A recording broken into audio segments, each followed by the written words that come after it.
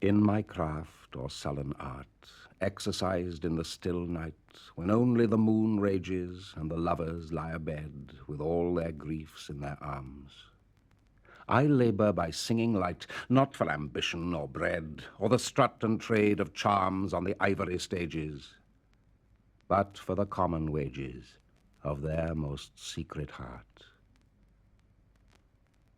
Not for the proud man apart from the raging moon I write on these spindrift pages, nor for the towering dead with their nightingales and psalms, but for the lovers, their arms round the griefs of the ages, who pay no praise or wages, nor heed my craft or art.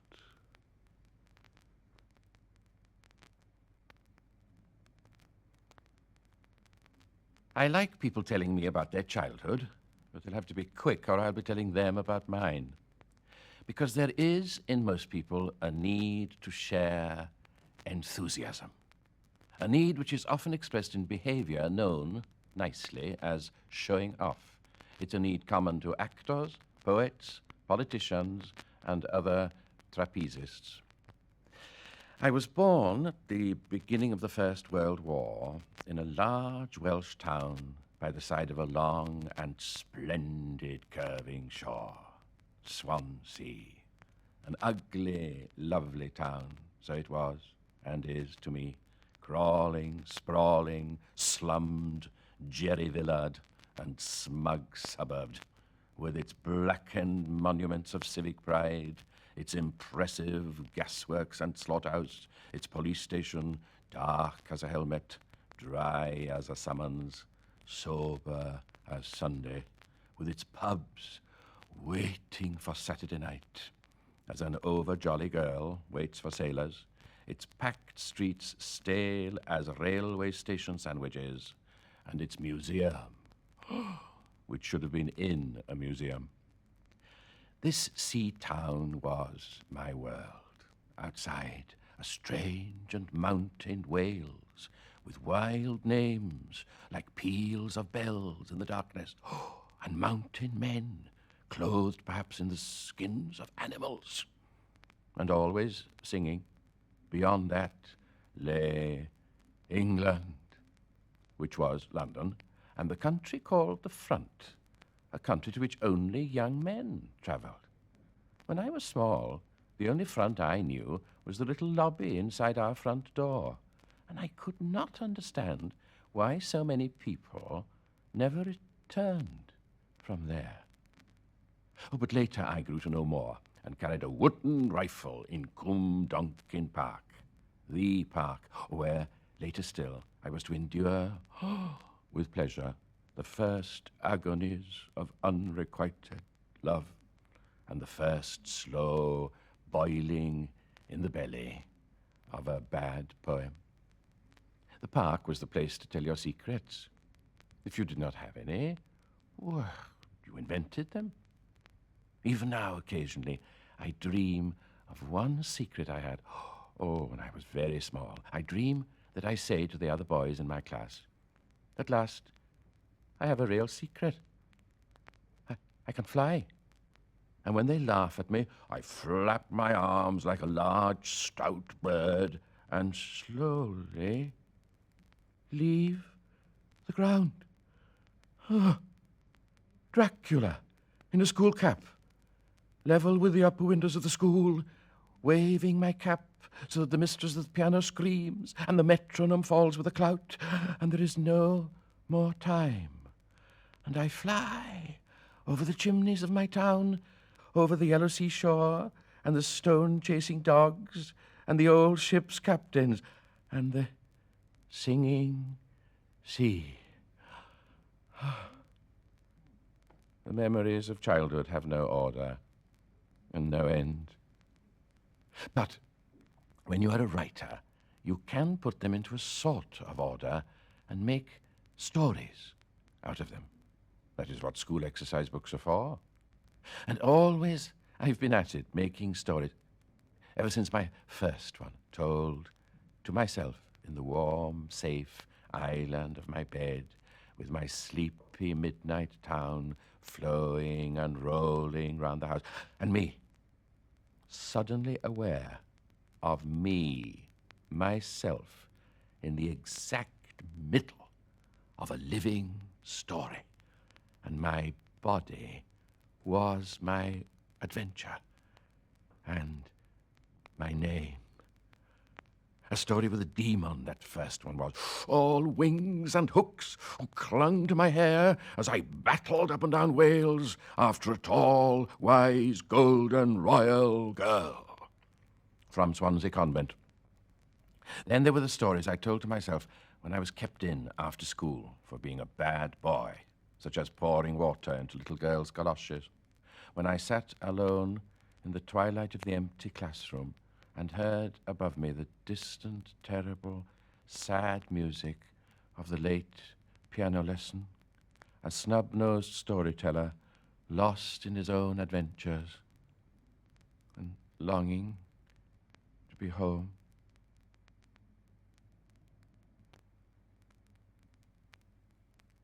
To begin at the beginning.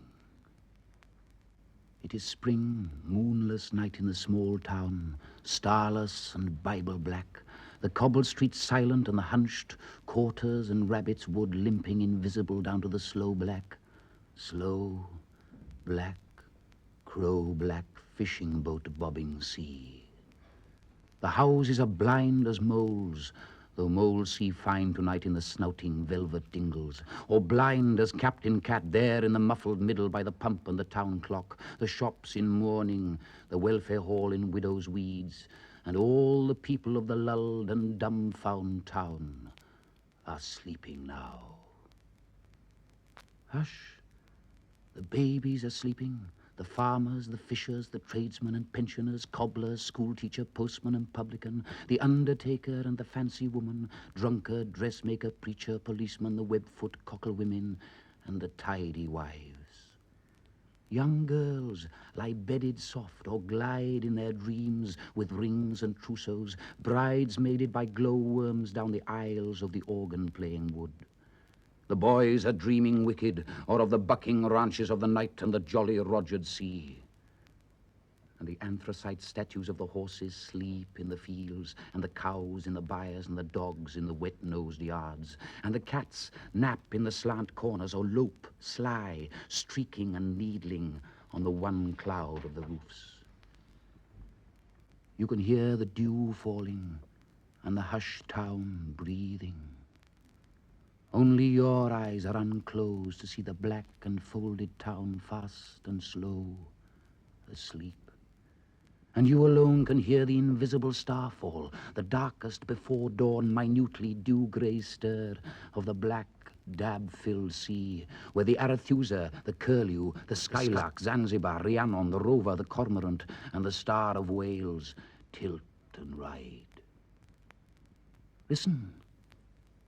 It is night, moving in the streets, the processional salt, slow musical wind in Coronation Street and Cockle Row. It is the grass growing on Llaregib Hill, dewfall, starfall, the sleep of birds in Milkwood.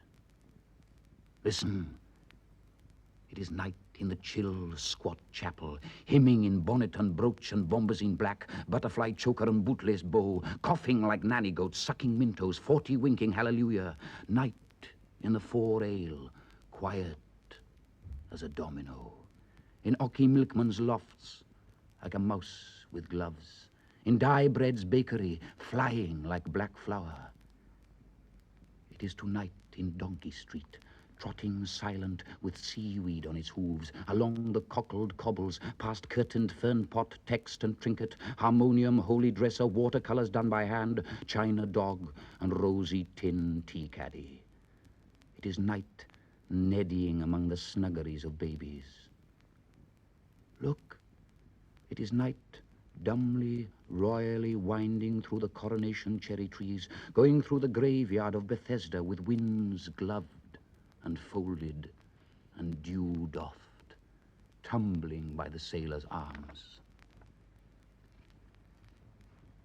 Time passes. Listen. Time passes. Come closer now. Only you can hear the houses sleeping in the streets in the slow, deep, salt and silent, black, bandaged night.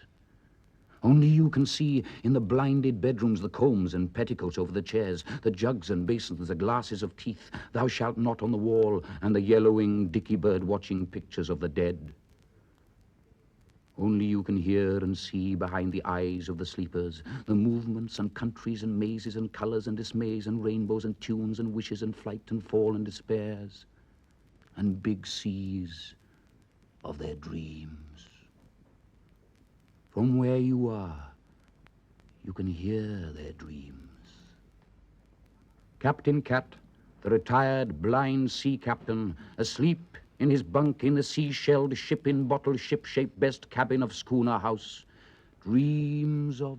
Never such seas as any that swamped the decks of his SS Kidwelly, bellying over the bedclothes and jellyfish slippery, sucking him down salt deep into the Davy dark, where the fish come biting out and nibble him down to his wishbone, and the long-drowned nuzzle up to him.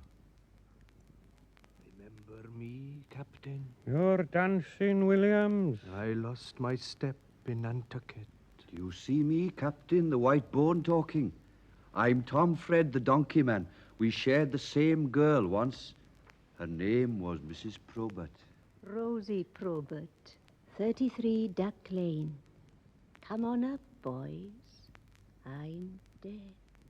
Hold me, Captain. I'm Jonah Jarvis, come to a bad end.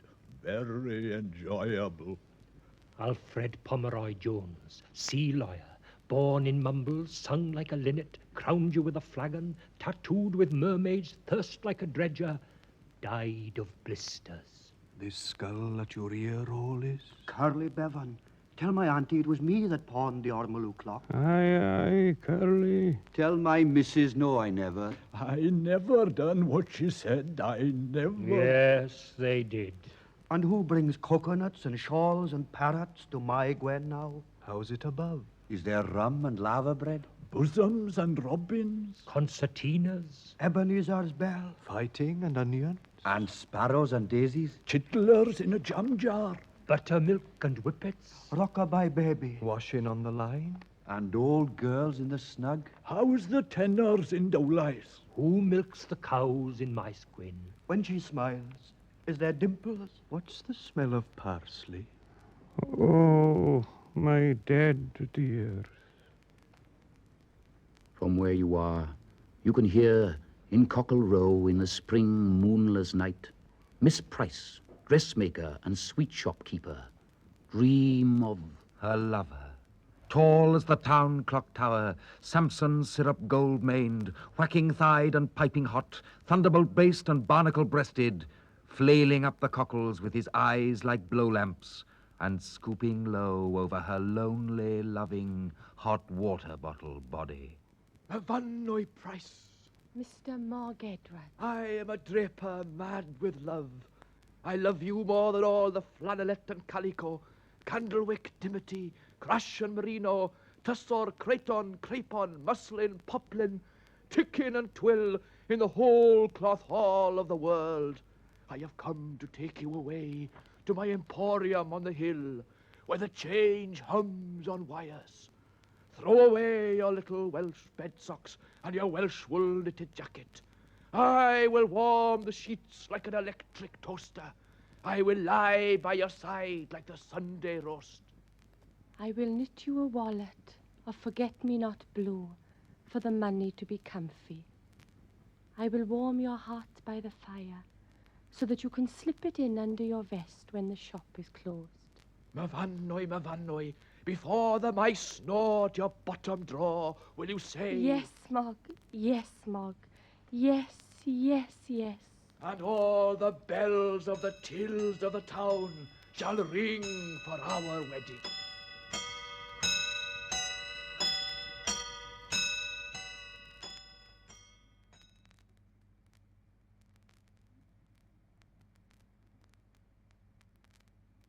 It was my 30th year to heaven, woke to my hearing from harbour and neighbour wood, and the mussel pool and the heron-priested shore. The morning beckon with water praying and call of seagull and rook, and the knock of sailing boats on the net-webbed wall. Myself to set foot that second in the still sleeping town, and set forth. My birthday began with the water birds and the birds of the winged trees flying my name above the farms and the white horses, and I rose in rainy autumn and walked abroad in a shower of all my days. High tide, and the heron dived as I took the road over the border, and the gates of the town closed as the town awoke.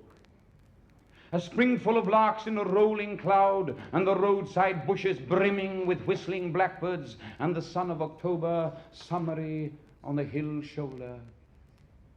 Here were fond climates and sweet singers suddenly come in the morning, where I wandered and listened to the rain-ringing wind blow cold in the wood far away under me. Pale rain over the dwindling harbor, and over the sea-wet church, the size of a snail with its horns through mist, and the castle brown as owls. But all the gardens of spring and summer were blooming in the tall tales beyond the border and under the lark-full cloud. There could I marvel my birthday away, but the weather turned round. It turned away from the blithe country, and down the other air on the blue altered sky streamed again a wonder of summer with apples, pears, and red currants. And I saw in the turning so clearly a child's forgotten mornings when he walked with his mother through the parables of sunlight and the legends of the green chapels and the twice-told fields of infancy, that his tears burned my cheeks and his heart moved in mine. These were the woods, the river and sea, where a boy in the listening summertime of the dead whispered the truth of his joy to the trees and the stones and the fish in the tide. And the mystery sang alive, still in the water and singing birds. And there could I marvel my birthday away, but the weather turned round. And the true joy of the long dead child sang, burning in the sun. It was my 30th year to heaven, stood there then in the summer noon, though the town below lay leaved with October blood. Oh, may my heart's truth still be sung on this high hill in a year's turning.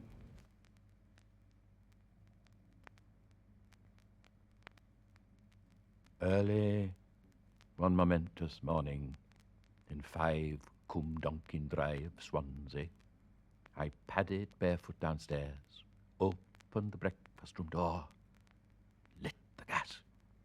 The mantelpiece clock, between hollow, mock ebony pawing horses, showed 5 to 2. Upstairs the family breathed securely. My sister in the box room, my father in his one dream turning over the bills of the month, and my mother mopping and polishing through a wood of kitchens. 3 strangers I had known all my life. I looked at the long string of snapshots of my mother propped against the cut glass vase with the permanent flowers. A photographer under a dickey-bird hood had snapped her as she titupped down Chapel Street, chirping good morning to the shopping bag she knew. Your photograph has been taken. Immortalized in a moment, she shopped forever along the mantelpiece. I took up the string of snaps, folded them, and tore them to pieces. The photograph of my sister. On the table, my father's papers, exam papers in history, carefully marked and damned in his schoolmaster writing. I took a lump of coal and I remarked them. History is lies. Take George Washington. Take Queen Elizabeth. Go ahead. Take Alice Phillips. the headmaster's daughter. Take Mr. Parsons, the maths master. Tell him his wife has been seen coming out of the Bayview Hotel, piggyback on a drunken sailor, catching pennies in her garters. It's as true as history. I opened the door of the china pantry. The best plates shone in rows. Finger bowls, the heirloom moustache cup. Quietly, I cracked 2 saucers together. The afternoon tea service was as brittle as biscuits. In 5 minutes, quietly, I'd broken the set. Let all the girls in snoring Swansea walk in and see me now. Shoo them in. I tore up the bills, wrenched apart my mother's white crochet work, and wedged it up the chimney. These, I said to myself in the mirror, these are such small things. You should smash the windows and stuff the cushions with the glass. But you won't, I said.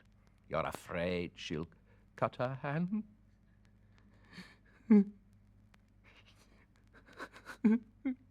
I felt the tears drop onto my pajamas. I put out my tongue and tasted them. They're salt, just like in my poems. I climbed back to my bedroom. Girls, come down into my arms. This morning I'm going away by the 7:15 train. Come down quickly, the milkmen are waking. By 6 o'clock, I could hear the family on the landing. Nancy, you put his new safety razor in. There. Where's his hairbrush? Where's his hairbrush? Don't, I prayed. Don't let her look in the china pantry. I went down. My mother was boiling my egg in the kitchen. Sleep well. She brushed my collar as I ate. When you get to London, get yourself a nice room, not too central. And don't have an Irish landlady. Don't forget to look under the wallpaper for insects. I saw myself knocking at a house just off Piccadilly Circus, and the door opened by an Irish landlady, not more than 21.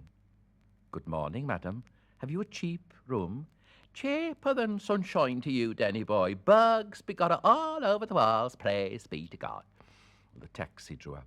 All down Cumdonkin Drive corners of blinds were lifted. My sister kissed me on the forehead. Said my mother, "Oh, you're kissing the editor of the Times now?" "Not quite yet," said my father. Rungs of the ladder. Looked away. The taxi was off. I saw 3 strangers waving, pulled down the blind.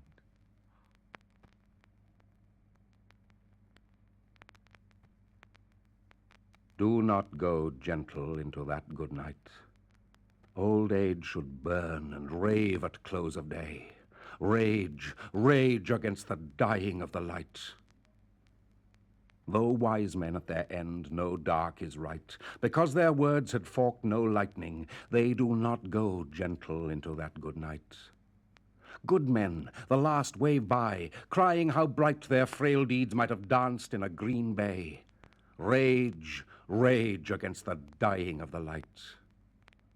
Wild men who caught and sang the sun in flight, and learned too late they grieved it on its way, do not go gentle into that good night. Grave men, near death, who see with blinding sight, blind eyes could blaze like meteors and be gay. Rage, rage against the dying of the light. And you, my father, there on the sad height, curse, bless me now with your fierce tears, I pray. Do not go gentle into that good night. Rage, rage against the dying of the light.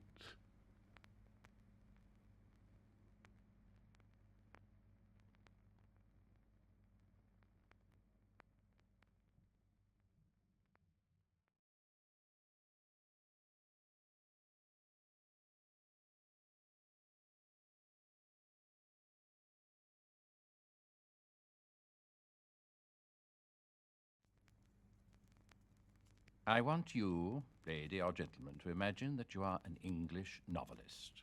After years of typewriting toil, ping, ping, ping, ting-a-ling, ping, ping, ping, ting-a-ling, you have finished yet another book, which drifts into the London literary pond and turns slowly, surely, unexpectedly, respectably into a success. Book Society choice. Quite enchanting, Elizabeth Bowen. I can recommend it thoroughly, J.B. Priestley. You are mildly delighted and ditto intoxicated, somewhere between Bloomsbury and Mayfair, by a couple of literary lunches, preceded by cooking sherry. And you begin to dream in your moony English writer's way of retiring to Dymchurch in Kent and keeping bees. But in the meantime, your novel has been published in the United States of America, and into your study one day there bursts your New York agent's triggerman and armed thug.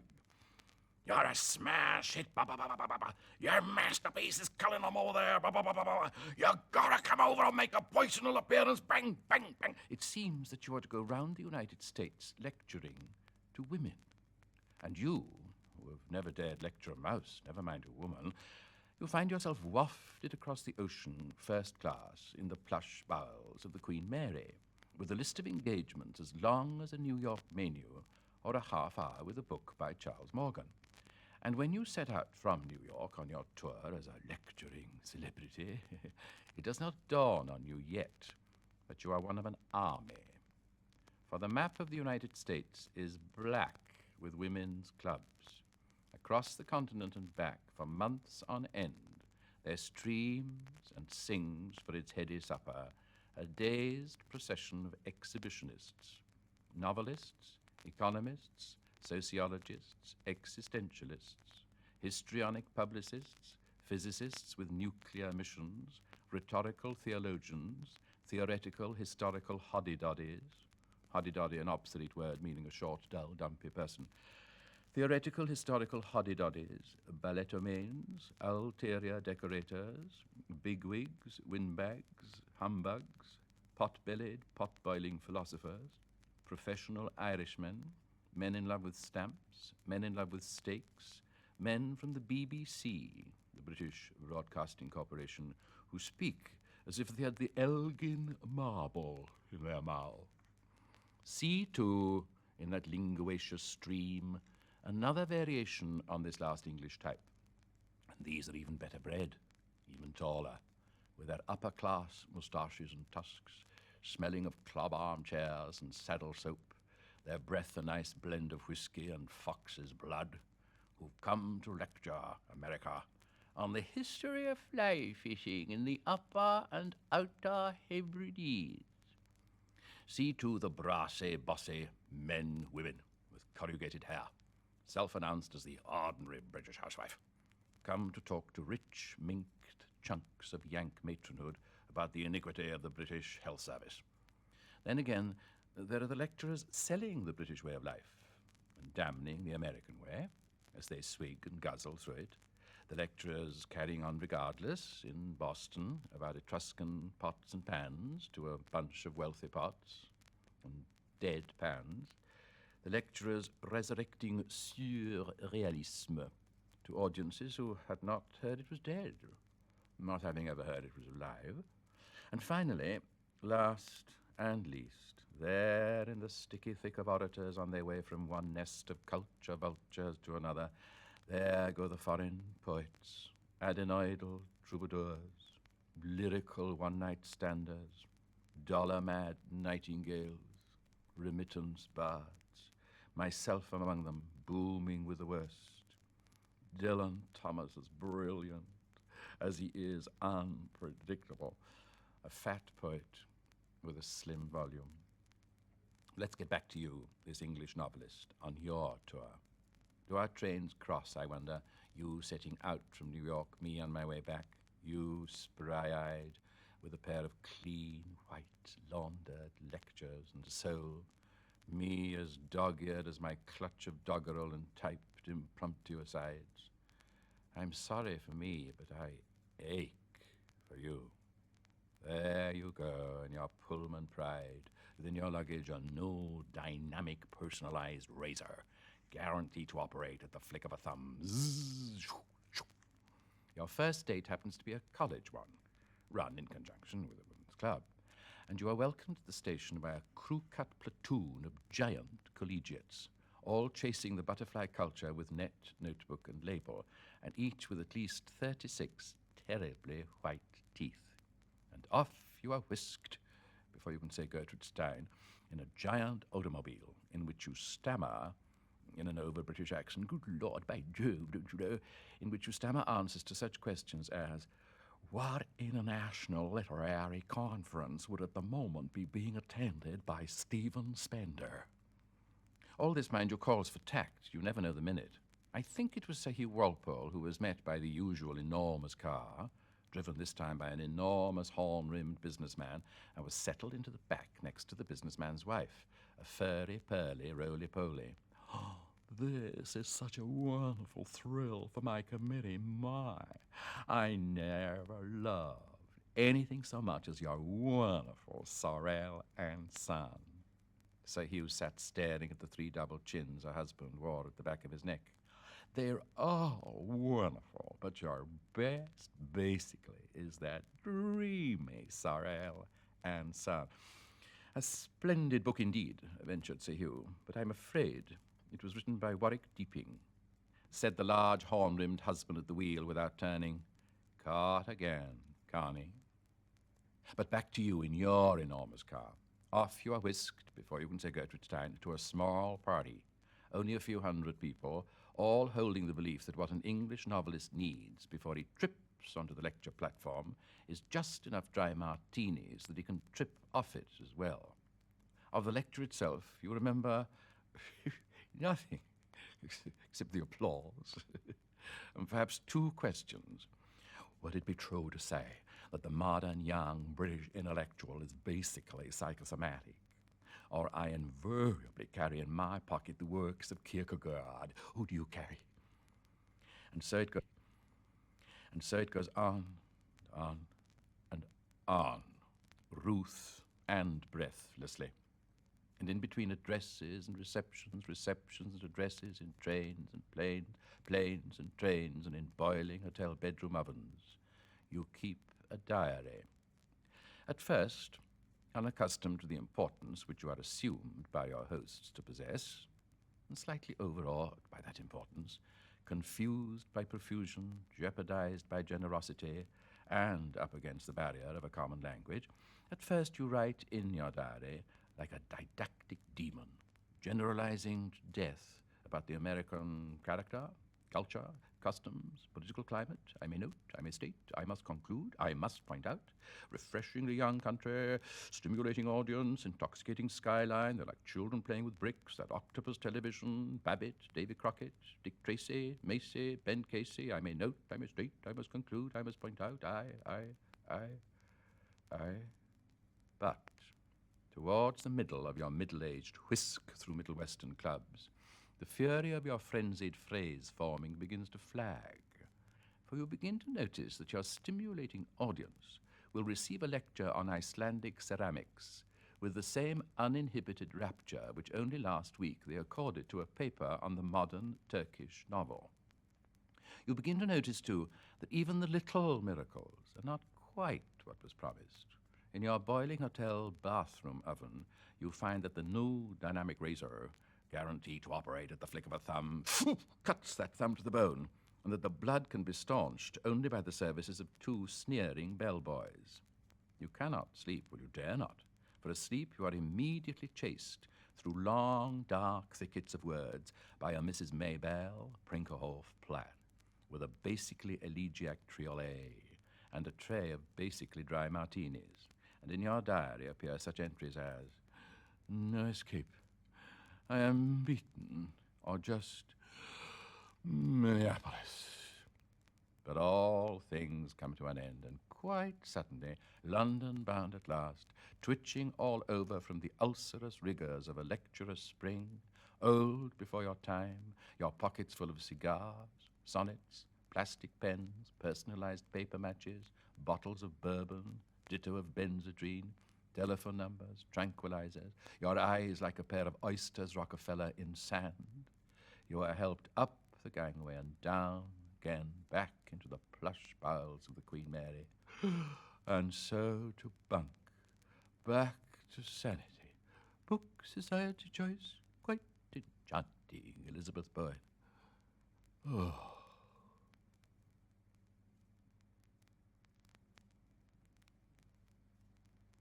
The hunchback in the park, a solitary mister, propped between trees and water from the opening of the garden lock that lets the trees and water enter until the Sunday sombre bell at dark. Eating bread from a newspaper, drinking water from the chained cup that the children filled with gravel in the fountain basin where I sailed my ship. Slept at night in a dog kennel, but nobody chained him up.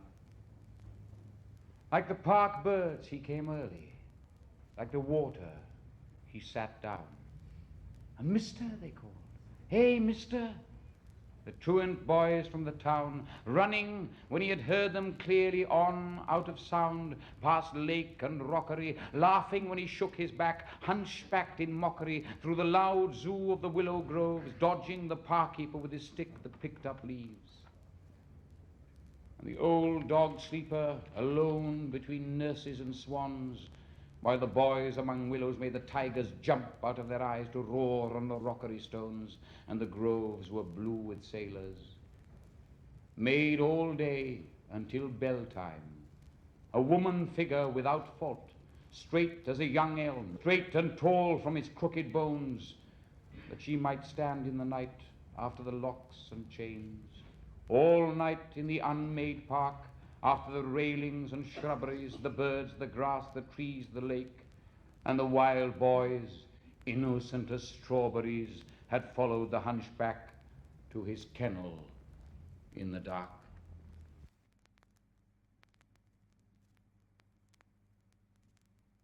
Now as I was young and easy under the apple boughs, about the lilting house and happy as the grass was green, the night above the dingle starry, time let me hail and climb, golden in the heydays of his eyes.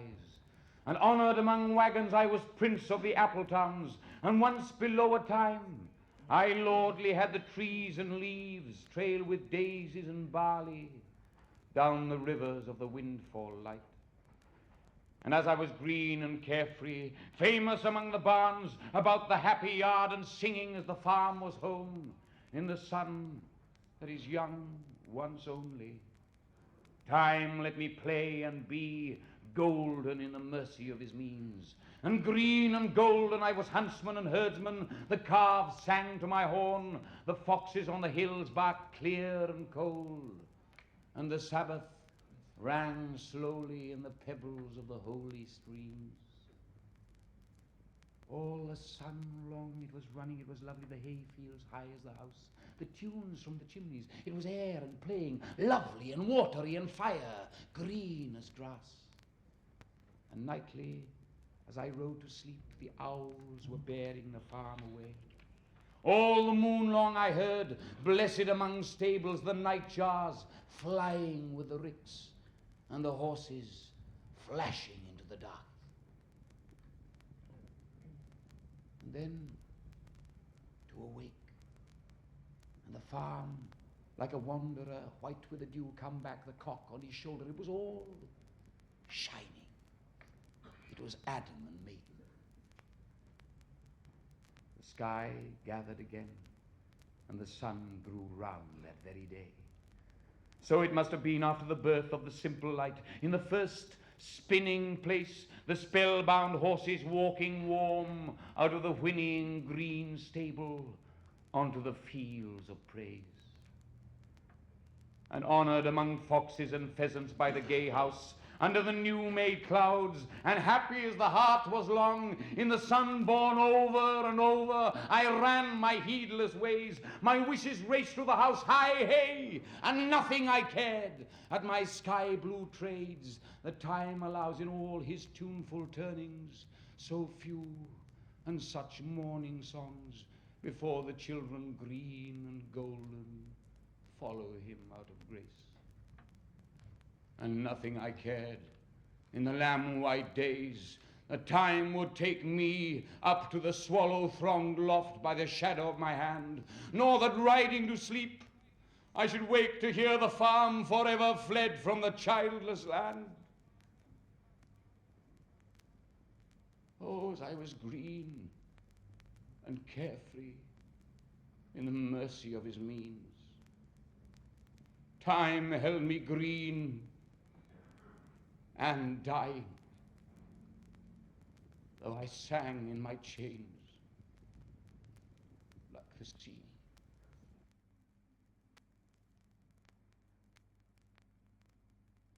Lord Cut-Glass, in his kitchen full of time, squats down alone to a dog dish marked Fido of peppery fish scraps and listens to the voices of his 66 clocks, one for each year of his loony age, and watches with love their black and white, moony, loud-lipped faces talking the earth away. Slow clocks, quick clocks, pendulumed heart knocks, china, alarm, grandfather, cuckoo, clocks shaped like Noah's whirring ark, clocks that bicker in marble ships, clocks in the wombs of glass women, hourglass chambers, to-wit-to-woo clocks, clocks that pluck tunes, Vesuvius clocks, all black bells and lava, Niagara clocks that cataract their ticks, old time-weeping clocks with ebony beards, clocks with no hands forever drumming out time without ever knowing what time it is. His 66 singers are all set at different hours. Lord Cut-Glass lives in a house and a life at siege. Any minute or dark day now, the unknown enemy will loot and savage downhill. But they will not catch him napping. 66 different times in his fish-slimy kitchen, ping, strike, tick, chime, and talk.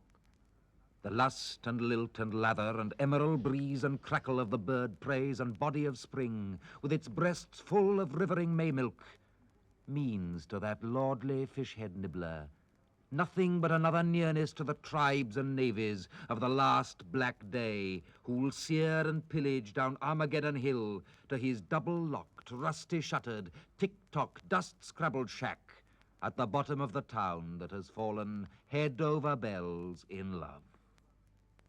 And I'll never have such loving again. Pretty Polly hums and longs. Now when farmers' boys on the first fair day come down from the hills to drink and be gay, before the sun sinks I'll lie there in their arms, for they're good bad boys from the lonely farms. But I always think as we tumble into bed of little Willie Wee, who is dead, dead, dead.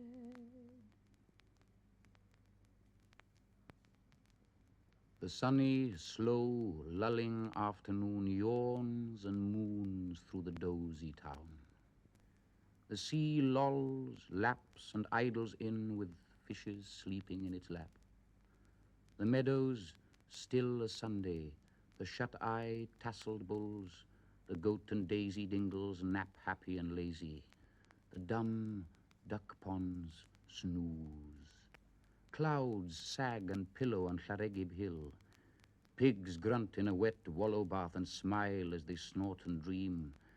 They dream of the acorn swill of the world, the rooting for pig fruit, the bagpipe dugs of the mother sow, the squeal and snuffle of yeses of the women pigs in rut. They mud bask and snout in the pig-loving sun. Their tails curl. They rollick and slobber and snore to deep, smug, after-swill sleep. Donkeys angelically drowse on Donkey Down. Persons with manners Snaps Mrs. Cole Pugh. do not nod at table. Mr. Pugh cringes awake. He puts on a soft, soaping smile. It is sad and grey under his nicotine, egg-yellow, weeping, walrus, Victorian moustache, worn thick and long in memory of Dr. Crippen.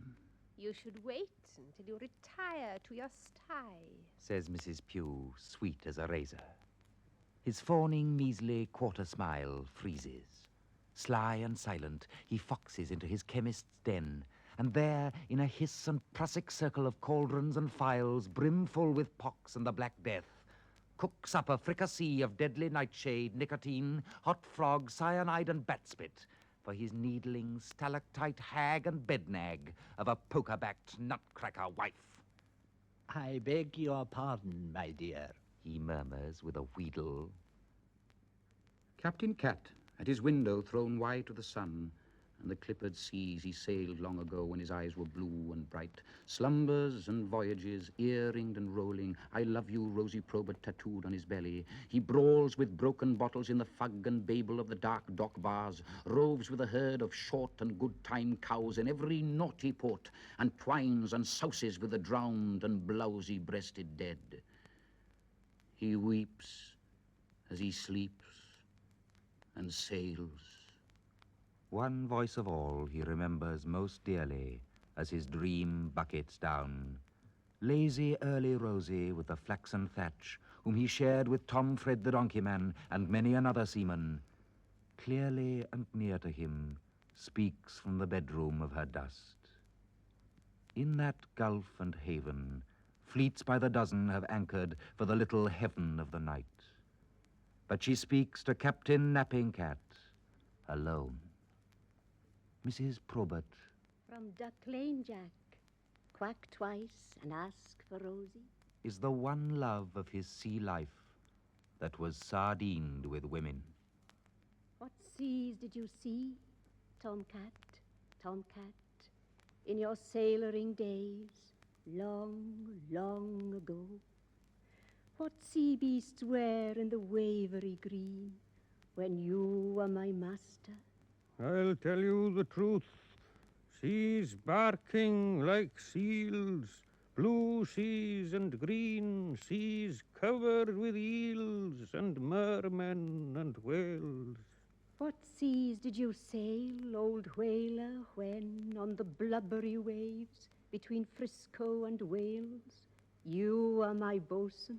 As true as I'm here, dear you tomcat start, you landlubber Rosie, you cozy love, my easy as easy, my true sweetheart.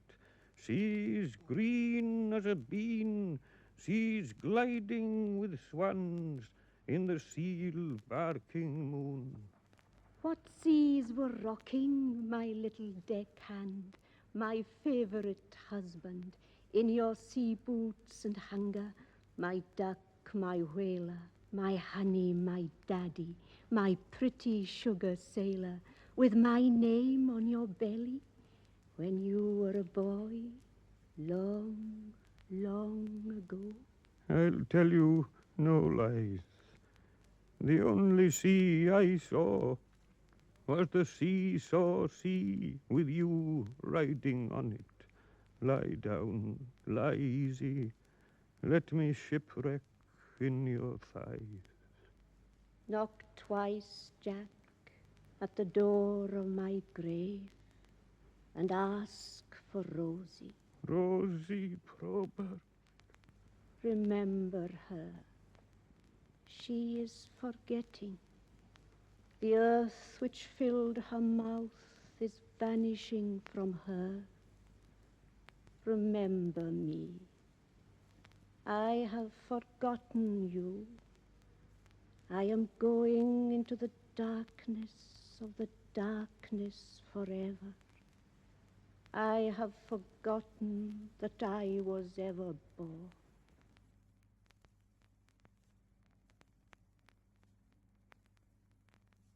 And death shall have no dominion. Dead men naked, they shall be one with a man in the wind and the west moon. When their bones are picked clean and the clean bones gone, they shall have stars at elbow and foot. Though they go mad, they shall be sane. Though they sink through the sea, they shall rise again. Though lovers be lost, love shall not, and death shall have no dominion. And death shall have no dominion. Under the windings of the sea, they lying long shall not die windily, twisting on racks when sinews give way, strapped to a wheel, yet they shall not break. Faith in their hands shall snap in two, and the unicorn evils run them through. Split all ends up, they shan't crack, and death shall have no dominion. And death shall have no dominion. No more may gulls cry at their ears, or waves break loud on the seashores. Where blew a flower, may a flower no more lift its head to the blows of the rain. Though they be mad and dead as nails, heads of the characters hammer through daisies, break in the sun, till the sun breaks down, and death shall have no dominion.